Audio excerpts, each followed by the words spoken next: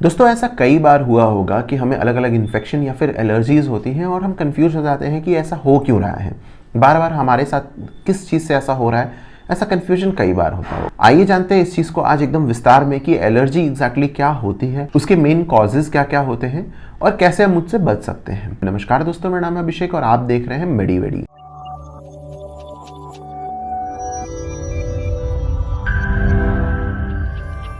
आइए सबसे पहले जानते हैं कि एलर्जी एग्जैक्टली क्या होती है। तो जो एलर्जी है दोस्तों, वो हमारे इम्यून सिस्टम का रिस्पॉन्स होता है टुवर्ड्स जो भी बाहर के पैथोजेंस या हार्मफुल सब्सटेंसेस हमारी बॉडी में आते हैं उसको लेकर के।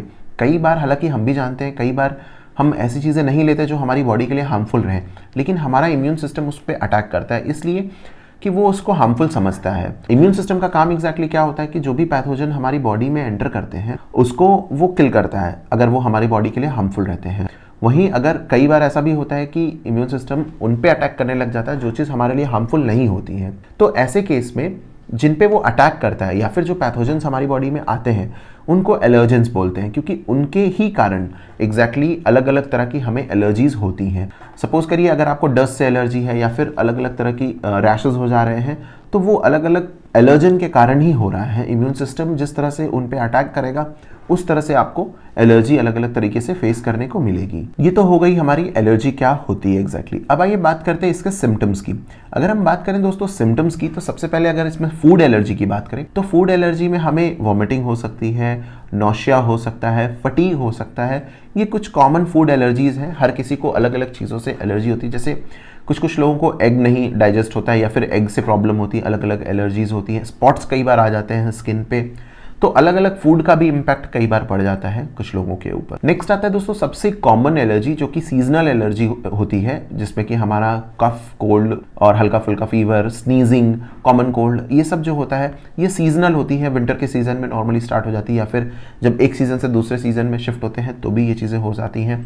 ऐसे तो हमारा इम्यून सिस्टम जो है वो इन सीजन को एडजस्ट कर लेता है, लेकिन कई बार ऐसी प्रॉब्लम फेस करनी पड़ जाती है। अब बात करते हैं एक सीवियर एलर्जी की, जिसमें एनाफाइलैक्सिस होता है। एनाफाइलैक्सिस में क्या होता है, ब्रीदिंग ट्रबल बहुत ज़्यादा होता है, लॉस ऑफ कॉन्शियसनेस भी होने लग जाता है और डिल्यूजनल माइंड हो जाता है।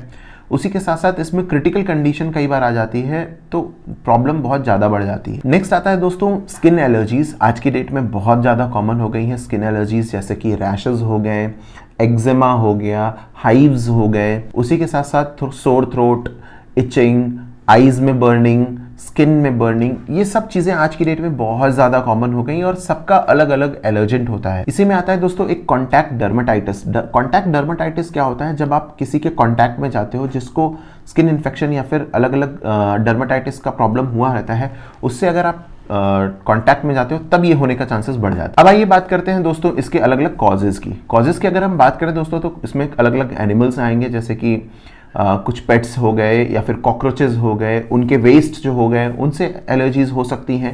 नेक्स्ट आता है दोस्तों ड्रग्स, जैसे कि पेनिसिलिन और सल्फा ड्रग से बहुत कॉमन उसमें एलर्जीज होती हैं। नेक्स्ट आता है दोस्तों अलग अलग फूड्स, जैसे कि कुछ नट्स, मिल्क, उसी के साथ साथ एग्स, इनसे कॉमन एलर्जीज लोगों को होती हैं। इंसेक्ट स्टिंग से भी कई बार एलर्जीज होती हैं दोस्तों, अलग अलग बीज और वास्प, मॉस्किटो से भी एलर्जीज बहुत लोगों को होती है दोस्तों। उसी के साथ साथ अलग अलग प्लांट और अलग अलग एलर्जन से भी लोगों को एलर्जी होती है दोस्तों, जैसे कई बार लैटेक्स ग्लव से भी होती है। उसी के साथ साथ कुछ प्लांट्स को टच करने से भी लोगों को एलर्जी होती है। तो कॉजेज जो है बहुत सारे हो सकते हैं दोस्तों, हर किसी की बॉडी के साथ अलग अलग एलर्जन का अलग अलग रिस्पॉन्स रहेगा, तो कॉजेज काफ़ी बड़ा टॉपिक हो सकता है। अब आइए बात करते हैं इसके कॉमन मेडिकेशंस की, जिसमें आता है हमारा एंटीहिस्टामिन्स ड्रग्स, उसी के साथ साथ सेट्राजिन्स, लोराटिडीन, कॉर्टिकोस्टेरॉइड्स, डिकंजस्टेंट्स। ये सब कुछ कॉमन दवाइयां हैं जो कि चलाई जाती हैं जब भी आपको अलग अलग तरह की एलर्जीज होती हैं। तो फिलहाल के इस वीडियो में इतना ही दोस्तों। अगर आपको वीडियो अच्छा लगा तो लाइक ज़रूर करिएगा। अगर आप इस चैनल पे नए हैं तो चैनल को सब्सक्राइब ज़रूर कर लीजिएगा। उसी के साथ साथ अगर आपका कोई सवाल है या फिर सुझाव है तो नीचे कॉमेंट बॉक्स में ज़रूर बताइएगा। तब तक के लिए धन्यवाद।